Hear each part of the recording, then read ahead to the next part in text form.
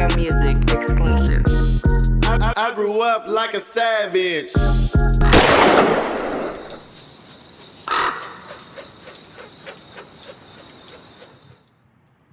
Before we get out of here, I gotta talk about your case, and not you don't have to go into detail about what happened, right? It don't even matter. We could talk about whatever. My Yeah. shit is public record. Okay. You feel me?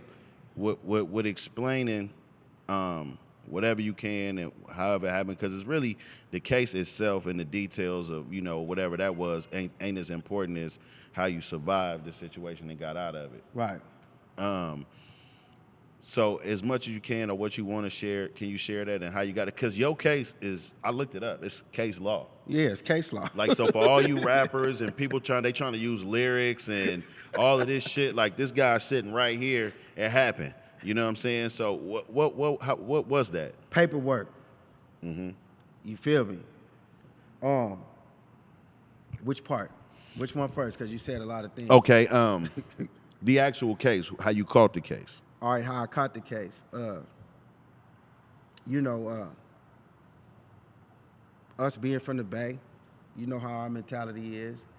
I knocked a chick. I'm already out in Seattle doing my thing. Like, we bringing Gucci Man, 2 Chainz, I mean, you name the list. Nipsey, YG. Mm-hmm. I'm already out there. Me and my boy Papa Black, we doing big shows. So I'm already out there doing my thing. The chick that I knocked had a relationship with a jealous individual that was just not feeling the fact that she was with me. Okay. But I didn't know him. But the thing is that I should have paid attention to the red flags, bruh. I should have paid attention to the red flags when I first met her best friend, and her best friend was like, "Oh, this who you messing with? Oh, he handsome. But you better watch out for that ex, he crazy."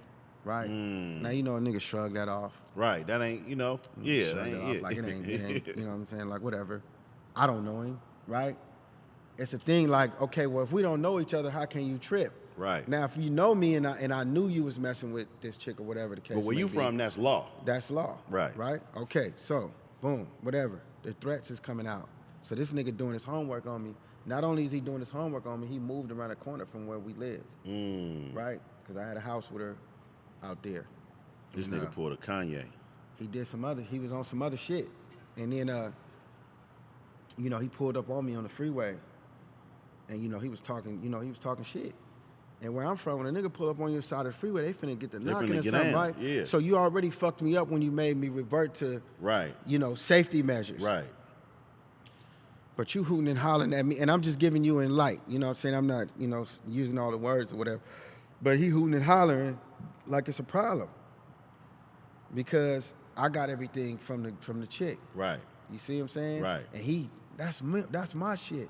That's my house. That's my dog. Them my cars. That's okay. good. Okay. Well, nigga, if it's yours, why you ain't in it? Why you ain't got it? Why I'm in it? Yeah. Why you pulling up on the side of me, nigga, in a bucket? Right. And I'm running around here in big shit. Right. You know what I mean? And he pulled off, and some threats was made. And the next time I seen him, it was lights, camera, action. Mm-hmm. And I asked the nigga before we got into it. I asked him, did he know me? Mm-hmm. I said, do you know me? He said, oh yeah, I know you, old rap nigga. Yeah, nigga, my cousin know you, woo, woo, woo. And it's funny, I'm gonna speed up right quick. I ran into his cousin in the penitentiary. Okay. You know what I'm saying? And his cousin, like, cause it was a thing, like, right, to where, like, oh, I gotta, because niggas was mad. Yeah. That niggas let this nigga do this. Yeah. But his cousin was in the feds. He didn't even know that it happened. He didn't have nothing to do with it. So shout out Trey Black, man. You know what I'm saying? I'm just clearing your name and clearing the air. You ain't let that coward do what he did. Right. Going up in court and showing his gunshots and pointing his finger and writing sentencing letters and shit and showing up to my sentencing hearing and all that shit. But anyway, that's what snitching feels like when a motherfucker snitch on you. And I got paperwork. You can't be both. You can't be a gangster and that. Nah. You can't be. And I got paperwork. You know what I'm saying? And it's I got paperwork. Something happened? Oh, okay. Paperwork. Police reports, discoveries, everything that go with that can contest to what I'm saying, and my shit is case law. It's public record. So anyway, you know, I spanked him. You know, it was lights, camera, action. The next time I seen him, it was what it was. You know, and speeding all that up, you know what I'm saying? Like, okay, now we know that, you know, what happened, and, you know, I shot the nigga and whatever. So now, he's testifying. He's coming to court. I'm fighting the case. Now, mind you, I'm fighting the case by myself because the prosecutor is already saying, like, he's already bringing in my album covers and pictures of me holding choppers and trying to use, you know, that's why I say shout out, you know, to Governor Gavin Newsom. For signing that law. Signing that thing, because I was one of the guys who was a victim of, you know, lyrics and your entertainment profile being used against you. The motherfucking prosecutor. So the things that got me out was prosecutorial misconduct, judicial misconduct, ineffective assistance of counsel, perjury, and jury misconduct, right? So the first thing that the prosecutor did when he came in, he was like, does anybody in here know the rapper Guce or know anybody that knows the rapper Guce, spelled G-U-C-E? That already denied me a right to fair trial and due process, right? They going home and Googling. So right? Guce ain't on trial. Right. I am. Right. You know what I'm saying? Right. So he already trying to taint the jury, but he did. Okay, now, there was evidence that was withheld. So if I end up in a shootout with somebody, right, and it's self-defense, they had a video of him pulling in. He was shot. So he pulls into his apartments. He's shot. He jumps out. He wraps up. His bitch pull up. He jumps in the van with the bitch. She drives off to the hospital. All of this is on camera. The same niggas who try to block me in when I had to do my thing, they pull up. They jump in his car. They start taking out evidence. All of this is on camera. But the prosecutor withheld that evidence. You feel me? So that's prosecutorial misconduct. Now, the main thing that got me out was Proposition 37. I think it's Proposition 37, where if you've been charged with something back in the 90s that's considered to be a felony, today is considered to be a misdemeanor, based on how much the charge is worth. So if it's not worth $1,000, because it has to be worth $1,000, the feds say that any crime has to be worth $1,000 or more in order for it to remain a felony. But if it's less than that, then it can be reduced to a misdemeanor. Okay. So the Proposition 37 is one of the main things that got me out, because I kept telling my lawyer that they didn't give me a comparability hearing. Well, what is a comparability hearing? Comparability hearing is when I'm from California, but I caught a case in another state. So any crimes that I was convicted for before have to be compared to the language of another state. So what's considered an armed robbery may just be considered breaking and entering. Okay. You see what I'm saying? Yeah. But what the prosecutor did is he took my charges and he named them based on what their laws are called. Okay. You see what I'm saying? And so he never gave me a comparability hearing. And so the Ninth Circuit, which is in Frisco, says that if they don't give you a comparability hearing, that they automatically got to take you back to court. And that's the thing with being in the pen and trying to fight your appeal. They make you fight to get back to court. Because once you get back to court, the doors is open. But they're gonna play with you. They denied me they denied me. I got convicted, right? Lost trial. They denied me motion for consideration. They denied me on my first appeal, my direct appeal. They kept denying me for everything, right? So how does the Proposition 37 work? Well, it creates a domino effect, right? Because, boom, my lawyer hit up San Francisco, and then they hit up Sacramento. and they got at those district attorneys and they filed a motion to have my charges reduced to a misdemeanor. Shit I got convicted for back in the 90s, right? Boom. The district attorneys, they was like, oh yeah, it's cool. So now, how does this work? Okay, the first thing is ineffective assistance of counsel because the attorney that I had in the beginning should have known that because Proposition 37 became retroactive in 2014. I caught my case in 2014. So he should have known that. So he had to sign an affidavit saying, I made a mistake. No, ain't no oops. Ain't no oops. Sign this affidavit. Right. You know what I'm saying? Right. So now it creates a domino effect because the prosecutor kept telling the jury, if you could find him guilty for being a felon in possession of a firearm, then you can find him guilty on everything. Because if I'm a felon in possession of a firearm, then that means intent. That means I had my gun on me and I was going to shoot this nigga. To do it. Right? Right.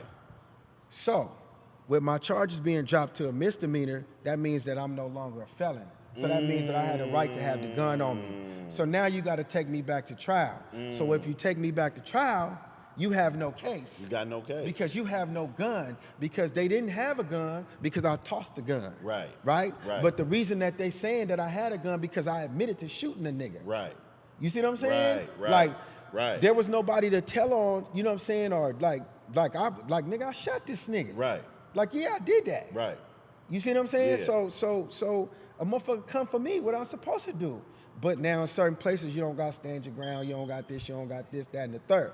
So that's how the domino effect created, you know what I'm saying, with the ineffective assistance of counsel, the denying me the right to fair trial and due process because the jury was tainted because I wasn't a felon in possession of a firearm. I had the right to have a gun. So then that changes the whole narrative of the whole case.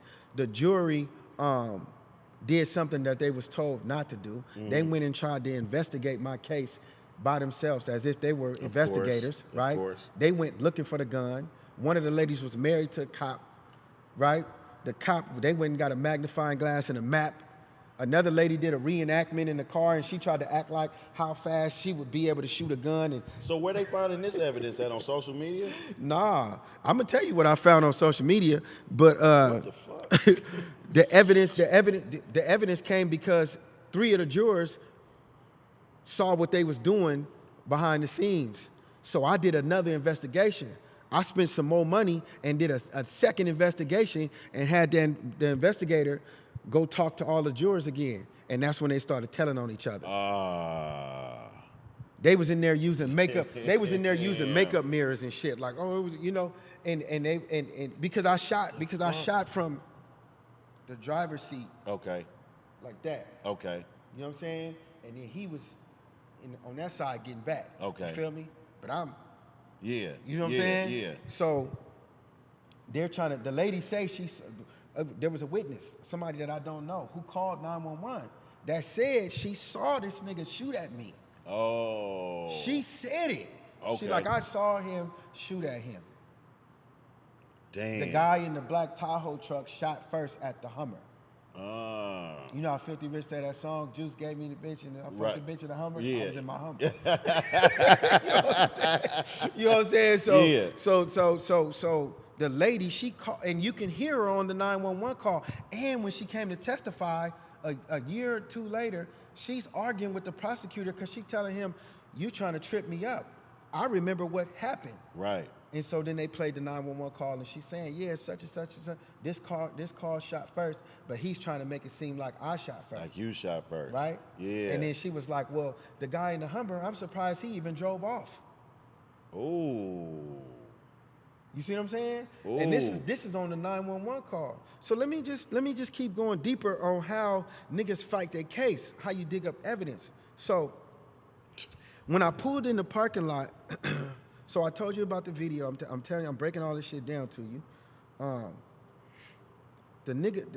When I pulled up in the parking lot the first time, there was this lady that was in there who was staring at me, right? And I was like, what the fuck is this bitch staring at? You know what I'm saying? Like, who? Like, does she know me or something? Right. And then I seen her get on her phone, right? But I ain't paying it no mind. I'm in Seattle. I don't got no problems with nobody. Right. You see what I'm saying? Right.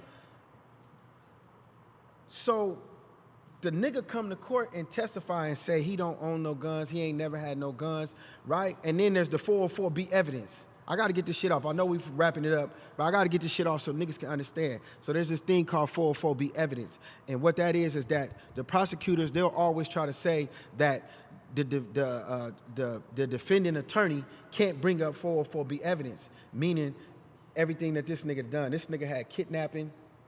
Oh, shit. This nigga record was like this compared to mine. So if the jury would have heard who he was, he wouldn't have been credible at all. so he was able to get that smashed, right? Get that off the record, and so he was able to put this nigga up there on the stand like he was a civilian. Yeah. You see what I'm saying? Yeah. Okay, so now this nigga's testifying and he's up there lying. Boom. He catches a case on some other shit, on some federal shit, with hella guns, hella dope, hella money, and hella alcohol, right? And so he's testifying in the feds. And he says in the feds, I've been having guns since 2010. Because of whatever happened, I always keep guns, right? Nigga, you said in my trial that you don't be having guns. That's perjury. You lied on the stand. That's right? a fact. He lied on the stand about that. The day that I shot him, right? Now, here's where the 404B evidence comes in. The day that I shot the nigga, he went to court that day and got convicted for a gun charge, right? Hold on, though, Rab. Listen. The gun charge that he got convicted for, bruh, was the ex-nigga that she was fucking with before me. He did the same thing to him. He was chasing her, shooting at her, and ran into the nigga. They get into it at the 7-Eleven. The police pull up. Everybody pull up simultaneously. This nigga get arrested for trying to kill the chick with the nigga. And the nigga came to court to testify on my behalf to show the character that he's a repeat offender. Like, this is his thing, right? He goes after niggas who mess with this chick. He was acting like a OG nigga from Hunters Point, we all know. Right? Now, look. Orenthal. Look. Here's the thing. Here's the thing with that situation, right? The prosecutor was able to remove the ex-boyfriend from testifying on my behalf. You know why? Why? Because the prosecutor said that I didn't know that this existed at the time What the fuck that I that was got to shooting. do with you? But I did know about it, though. Okay. You see what I'm saying? Yeah. But I did know about it. But he says because all of the witness that he questioned during the discovery never brought up that I knew. But nigga, his whole thing is talking about, well, we don't know what the state of mind was, what my state of mind is, right? This is what they're talking about, what my state of mind is. So that is going on. So boom, we file a motion against the court in the feds. So now the prosecutor from the state is fighting against my attorney, and the prosecutor from the feds is fighting against my attorney. Okay. To stop me from bringing up all of this evidence to get me out based on the shit that this nigga did. Right. And what he's saying out his mouth. Now, so we end up using that against him. So then we file a motion to get this nigga's cell phone, right? Because now when he pull up on me, the nigga on his phone. And I'm like, oh, they finna set me up. Something finna happen, right? Couldn't find out when they send the records of the nigga phone, the bitch, Broad that got on her the phone. bitch who was in the parking lot texted the nigga and told the nigga that I was in the parking lot. Now he lied and said that he was just trying to get a soda. This is what he understands saying. I just wanted to get a soda. Okay, well, nigga, we put a map out, bro, that shows that, you know, there's a gas station over here, there's a gas station over here, there's a gas station over here within a 3-mile radius. Why did you have to come back to this gas station? Yeah. Where I was at? Right. You see what I'm saying? Right. Because the broad texted you and told you I was there. So you know what you was coming to do. So it's evidence like that. It's shit like that that we brought up to build this case. I had 17 issues against the state. You feel me? And then the prosecutor, you know, and all praises to the Most High in my situation. You know what I'm saying? But the prosecutor at the time, you know, whatever, he had a hard on for me. He was like, you know, oh, I've been listening to Bullies and Fullies lately. So, you know, that gave me like 20-something years. My release date was actually I'm not supposed to be here talking to you according to them right now. Right. My release date is supposed to be like 2032, but I would have had to do a couple more because I wouldn't have had no residence to go to in that state. So when I would have got out, I wouldn't have been able to get out. So I would have had to max out and do the extra 3 years. Because and then you just had no parole address because I had no address there. Think about it at that time. What the fuck? You see what I'm saying? So this is all of the shit. This is all of the shit that was going on with that particular situation. And so we built these 17 issues, and then the head prosecutor, you know what I'm saying, when I filed my PRP, which is a petition for personal restraint, right? Mm-hmm. Personal restraint petition. He said, you know, basically in so many words, like, fuck them, the prosecutors below, we're over. Yeah.